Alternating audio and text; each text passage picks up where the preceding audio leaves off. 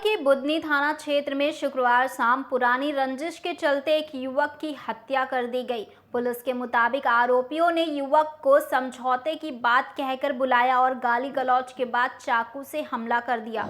गंभीर हालत में युवक को नर्मदापुरम के नर्मदा अस्पताल ले जाया गया, जहां शनिवार सुबह उसकी मौत हो गई। रेलवे ब्रिज के पास हुई इस वारदात से इलाके में दहशत का माहौल है। लोगों का कहना है कि दिन दहाड़े हत्या से साफ है कि अपराधियों में कानून का कोई डर नहीं है। सर, रात को चाकूबाजी हुई है, कुछ घटना घटी, क्या है सर पूरा मामला? पीयूष कुशवाहा है, ये अपने दोस्त पोप सिंह और राहुल ठाकुर के साथ होशंगाबाद आया था। तो होशंगाबाद से इसने जीतू कुशवाहा है, जो भी इनके पर्चे थे, ये सभी उधर नर्मदापुरम जिले के हैं। उसको बुलाया, पुरानी को थोड़ी बहुत रंजिश थी इनकी एक लड़की को लेके, तो उसका कंप्रोमाइज़ के लिए इनको अपने पुल पर बुलाया था। तो यहाँ जितेंद्र कुशवाहा और अनिल कुशवाहा और दिनेश बेले, ये तीनों कंपनी में काम करते हैं और एक साथ ही रहते हैं। तो इनका फिर आपस में पुल के नीचे रेंटी रोड पर विवाद हुआ तो ये जितेंद्र कुशवाहा ने पीयूष के पेट में एक चाकू मार दिया। जो घायल हुआ तो उसके जितेंद्र कुशवाहा के साथ जो लोग थे उसके तीनों, वो उसको एक गाड़ी पर लेके तुरंत नर्मदापुरम में नर्मदा एक हॉस्पिटल है, वहाँ पर ले गए। वो गाड़ी दोनों पार्टियों की वहीं रह गई थी।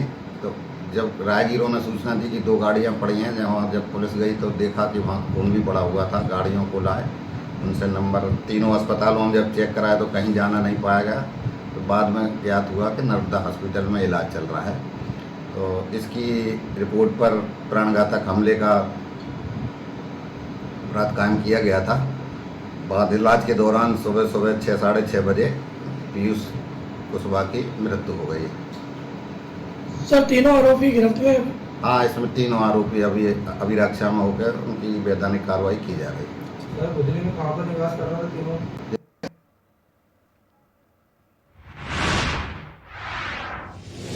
अनूप शहर के एलजीएवी इंटर कॉलेज में क्षेत्रीय योग प्रतियोगिता का आयोजन हुआ। कार्यक्रम का उद्घाटन प्रधानाचार्य शशि बालापंत ने फीता काटकर किया। उन्होंने कहा कि विद्यार्थियों के सर्वांगीण विकास में योग की अहम भूमिका है। प्रतियोगिता में विभिन्न विद्यालयों के छात्र छात्राओं ने अलग अलग आसनों और मुद्राओं के जरिए अपनी प्रतिभा दिखाई। एलजीएवी जीडीएवी रामस्वरूप आर्य कन्या इंटर कॉलेज और विवेकानंद इंटर कॉलेज के विद्यार्थी इसमें शामिल हुए।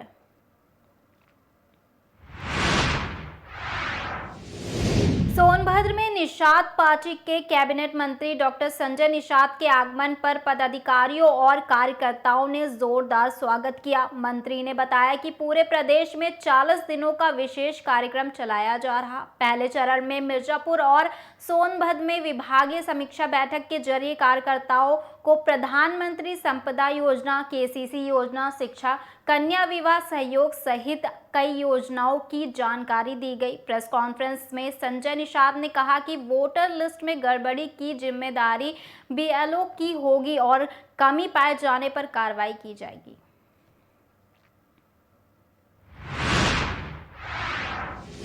अनूप शहर के डीपीबीएस कॉलेज में नवनिर्मित प्रेक्षागृह और लिफ्ट का उद्घाटन किया गया। कार्यक्रम की अध्यक्षता प्रबंध समिति अध्यक्ष ने और संचालन डॉक्टर तरुण श्रीवास्तव ने किया। कार्यक्रम का उद्घाटन मुख्य अतिथि JP institute of information technology Noida के कुलाधिपति मनोज गौड़ ने किया और शूटिंग रेंज का भी निरीक्षण किया गया।